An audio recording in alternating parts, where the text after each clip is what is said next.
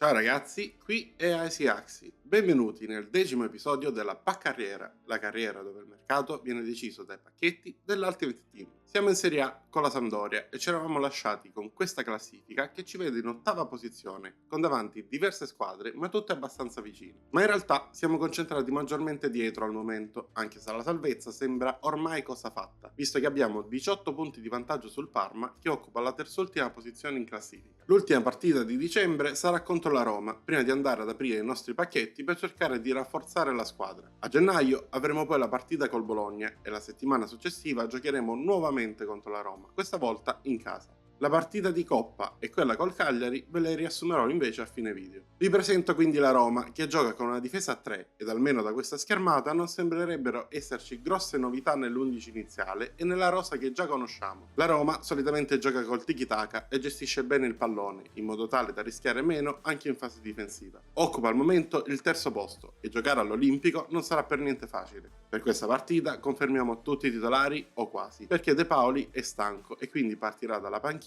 mentre il posto da titolare verrà preso da Lala.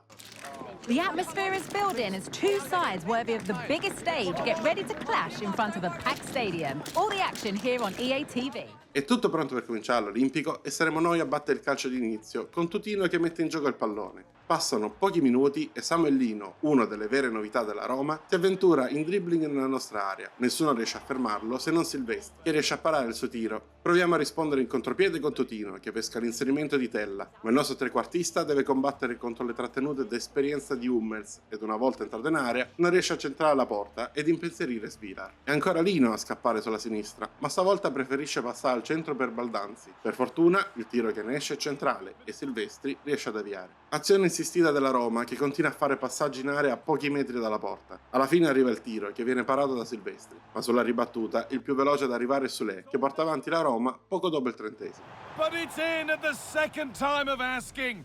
E il primo tempo finisce sul punteggio di 1-0 per i padroni di casa. Abbiamo fatto poco, quindi la vittoria al momento sembra essere meritata per la Roma. La seconda frazione inizia come era finita la prima. Lino scappa sulla sinistra, è praticamente impossibile fermarlo ed alla fine riesce anche ad appoggiare in mezzo per Dovbyk, che da pochi metri non ha problemi a trafiggere il nostro portiere. Abbiamo accusato il colpo e pochi minuti più tardi Dybala semina il marcatore, entra in area e con l'esterno del piede sinistro la mette sotto la traversa, battendo Silvestri e portando la Roma sul 3-0. Ormai siamo totalmente scomparsi dal campo. Soulé penetra in area e pesca al centro il Shaarawy. Per fortuna il tiro centra il portiere in pieno. Dopo appena 5 minuti ci prova ancora Dovbyk da dentro l'area con un tiro a giro, ma la conclusione si spegne sul fondo. A pochi secondi dal fischio finale, Shomurodov scappa via in contropiede. Non si riesce a fermare nemmeno con i falli ed alla fine, con questo tiro a giro, arriva il gol che sancisce la nostra umiliazione. Per fortuna l'arbitro dopo il gol fischia subito la fine, mettendo fine a questo supplizio. È stata una partita pessima da parte nostra. Mi aspettavo una sconfitta, è vero, ma non una di questo genere. E quindi ci spostiamo su WeFoot per aprire i nostri pacchetti. Vi ricordo che siamo una squadra di prima divisione che punta alla salvezza. Per questo motivo apriremo i pacchetti oro non rari, anche se in realtà sono bugati e si trovano giocatori fortissimi. Ne apriremo 6 e prenderemo soltanto gli oro non rari o le carte speciali che hanno come base un non raro. Dal primo pacchetto prendiamo Ederson, James City e Marcano, non male. Nel secondo troviamo Musa, Garcia e Marcos Leonardo. Ed anche il terzo pacchetto è stato aperto, con purtroppo pochi centrocampisti a disposizione, che ci servirebbero invece come il pane. Il quarto ci regala solo 2 giocatori, mentre il quinto è già decisamente migliore, per quanto i ruoli non siano proprio adatti al nostro gioco. Chiudiamo con l'ultimo pacchetto. Anche qui niente di entusiasmante, ma vediamo il recap. Questi sono i migliori giocatori, per quanto riguarda il loro overall, tra quelli che abbiamo trovato. C'è un unico vero centrocampista e sono sicuro che non costerà poco. Queste invece sono le alternative e ora non resta che cercarli nel gioco per esaminarli. Tra i 3 portieri trovati non c'è un vero upgrade rispetto al nostro. L'acquisto più sensato sarebbe Keller, visto che è discretamente giovane ed è il meno costoso tra i 3. Il terzino destro che abbiamo trovato non è male, ma al momento in quel reparto siamo coperti. Al centro della difesa potremmo fare un acquisto, ma tra Nunez e Jim City ovviamente sceglierei il primo, che ha 4 anni di meno ed è anche più forte. Tuttavia vedo difficile trovare vale 18 milioni di euro. Stesso discorso di prima lo faccio per Tsimikas, buon giocatore ma siamo al completo e non abbiamo soldi. Tutti gli esterni che abbiamo trovato ovviamente sono eliminabili visto che non sono presenti nel nostro modulo, mentre a centrocampo, se escludiamo Ederson che costa oltre 40 milioni, ci rimane il solo Pereira che può giocare anche come centrocampista e sarebbe un upgrade niente male oltre a rinfoltire le fila. Come attaccanti escluderei i due giovani che costano davvero troppo ed anche Aboubakar visto che ormai è a fine carriera e risulterebbero quindi soldi sprecati. Alla fine questo è il budget che abbiamo a disposizione, con 18 milioni credo che riusciremo a fare un solo acquisto, forse due se durante questo mese di trattative riusciremo a vendere qualcuno, ma visto che abbiamo la rosa cortissima la vedo veramente dura. L'acquisto che voglio fare assolutamente è quello di Pereira. Giocare con 4 centrocampisti in totale è dura, sono anche quelli che si muovono di più, hanno quindi bisogno di rifiatare più degli altri. Iniziamo quindi a trattare col Fulham cercando di tirare giù più possibile il prezzo, nel tentativo di provare a fare il secondo acquisto durante la sessione, ed alla fine ci accordiamo per circa 11 milioni e mezzo di euro. Ora trattiamo col suo procuratore.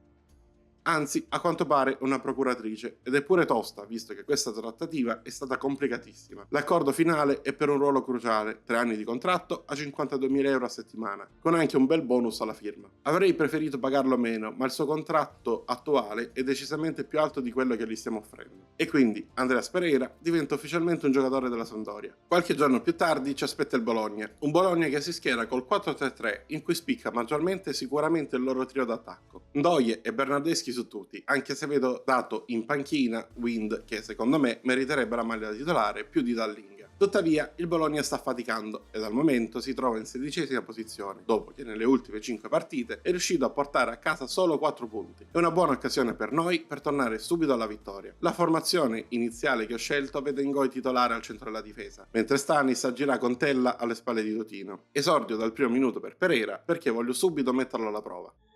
The stadium is buzzing already, and with good cause. Two top sides ready to go at it, and this should be something special on the pitch.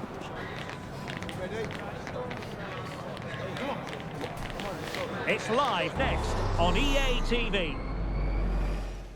Qui al Ferraris è tutto pronto per cominciare, sarà il Bologna a battere il calcio d'inizio. Inizia forte il Bologna, con Wind che alla fine gioca titolare. Serve Castro dentro l'area, ma il tiro da posizione angolata viene deviato in angolo da Silvestri. Sul corner successivo però per ben 3 volte non riusciamo a spazzare, pur avendone l'occasione. E quindi l'azione del Bologna prosegue finché Castro non ha una seconda occasione per battere Silvestri. Stavolta purtroppo non l'ha sprecata. È ancora il Bologna a rendersi pericoloso con Wind che ci prova dal limite. Ottima risposta del nostro portiere. Finalmente riusciamo a portarci in avanti grazie a un'azione velocissima. Santoro però non ha spazio e deve girarsi, e dopo qualche passaggio al limite dell'area finalmente Tella riesce a vedere il corridoio perfetto per servire proprio Pereira che si sta inserendo. Il tiro è perfetto e batte il portiere. 1-1, buona la nostra reazione tutto sommato. Il pareggio però dura veramente pochissimo perché in contropiede il Bologna trova il gol del nuovo vantaggio grazie a Miranda che con un tiro incredibile appena dentro l'area riesce a battere Silvestri. Il primo tempo si chiude quindi con gli ospiti in vantaggio di una rete. Non stiamo giocando molto bene, dobbiamo provare a reagire. L'unica nota positiva di questi primi 45 minuti è l'esordio di Pereira, che ha già siglato la sua prima rete con la nostra maglia. Effettivamente siamo entrati meglio in campo dopo l'intervallo e Tella riesce persino a penetrare in area per provare il tiro. Purtroppo, però, è poco potente e poco angolato ed il portiere riesce ad intervenire. Nel tentativo di recuperare ci siamo sbilanciati e il Bologna è partito in contropiede ed ora siamo praticamente in 3 contro 1. Parte il cross che trova perfettamente Fabian, che in tuffo batte Silvestri, non propriamente perfetto in questo caso. Sempre in contropiede degli ospiti hanno anche l'occasione per il quarto gol, ma il tiro da fuori viene prontamente parato da Silvestri e poi allontanato dai difensori. Succede poco altro, nei secondi finali proviamo un tiro da posizione improbabile che viene parato e allontanato. Poco male, sarebbe comunque servito a poco. Perdiamo la seconda partita consecutiva in campionato e questa è molto più grave di quella con la Roma. Ed il problema è che dopo una settimana dobbiamo giocare nuovamente contro la Roma. Per evitare la terza sconfitta di fila proviamo a fare qualche cambiamento nell'11 iniziale. Giordano prende il posto in difesa sulla sinistra, mentre Yepes gira in mediana al posto di Lopez. Torna titolare anche Coda, magari riuscirà a tenere più alta la squadra difendendo qualche pallone di più rispetto a Totino.